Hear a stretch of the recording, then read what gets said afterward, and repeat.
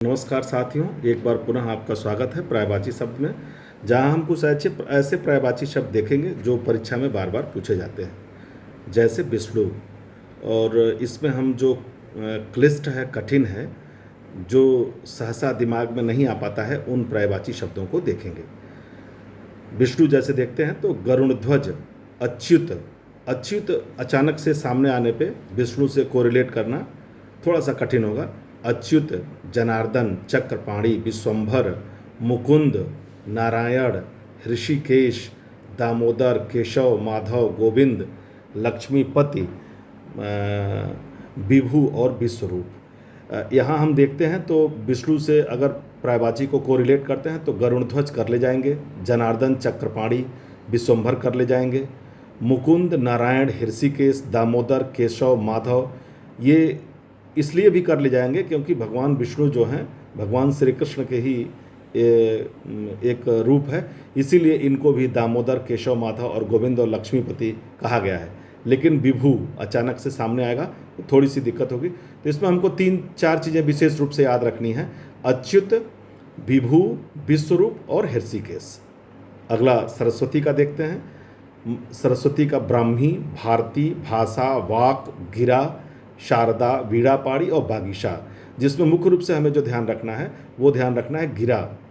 गिरा अगर विकल्पों में 4 विकल्पों में आएगा तो अगर ठीक से याद नहीं है, याद है तो तब तो ठीक ही है, आसान ही है। लेकिन अगर ठीक से नहीं याद है तो उस समय सरस्वती से कोरिलेट करने में अन्य अगर मिलता जुलता कोई और पर्यायवाची दिया रहेगा तो थोड़ी सी दिक्कत आएगी।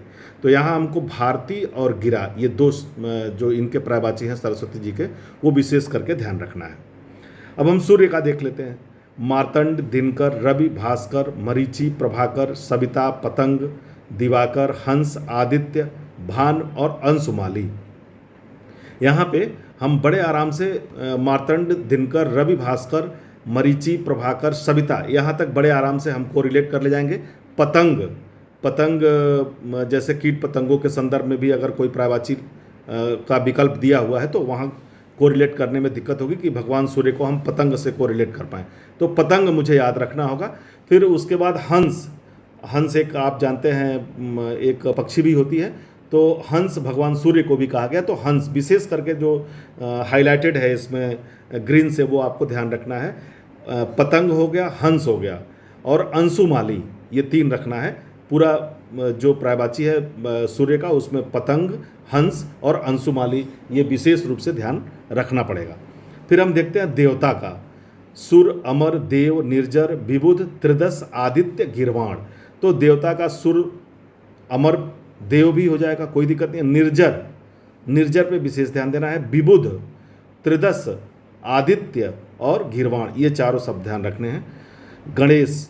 अब यहाँ से मैंने ऐसा किया है कि जो चीज़ें हमें परीक्षा में फंस सकती है, मैंने केवल उन पर्यायवाचियों को लिखा है। सामान्य पर्यायवाची को, जैसे भगवान गणेश जी को लंबोदर भी कहते हैं, एक दंत भी कहते हैं, मूषक वाहन भी कहते हैं, गजबदन भी कहते हैं, गजानन कहते हैं, विनायक कहते हैं, गणपत कहते हैं, विघ्ननाशक कहते हैं। लेकिन ये सब मैंने पर्यायवाची ये समझा कि सामान्यतया गणेश जी से कोरिलेट हो जाती है, दिक्कत नहीं करेगी, इसलिए इनको मैंने छोड़ दिया। और जो कोरिलेट करने में थोड़ी दिक्कत हो, जैसे लंबोदर, एक दंत, महाकाय, मोदक प्रिय, मोददाता, इनको मैंने शामिल किया है।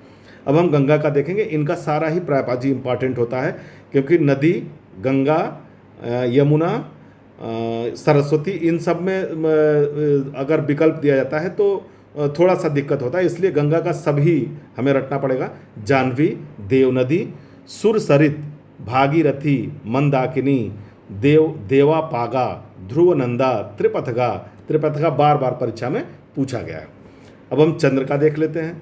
चंद्र का भी लगभग सब इम्पॉर्टेंट होता है, बार बार परीक्षाओं में पूछा जाता है। हिमांशु, सुधांशु, सुधाकर, सुधाधर, राकेश, शशि, सारंग, निशाकर, निशापति, रजनीपति, मृगांक, कलानिधि।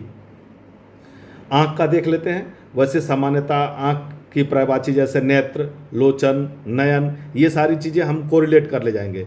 लेकिन चक्षु, दृग, अच्छी, अम्बक, ये 4 ऐसे पर्यायवाची हमें लगे जिन्हें परीक्षा हाल में कोरिलेट करने में थोड़ी सी दिक्कत होगी, इसलिए इन्हीं 4 को मैंने यहाँ मेंशन किया: चक्षु, दृग, अच्छ और अम्बक। आश्रम का देखते हैं। आश्रम सामान्यतः हम जानते ही हैं, लेकिन इसका अगर देता है पर्यायवाची अस्तर, अखाड़ा, संघ, तो इसको याद ही रखना पड़ेगा। इंद्र का देखते हैं, सुरपति, मधवा, पुरंदर, वाशव, महेंद्र, देवराज, ये भगवान इंद्र के हो गए।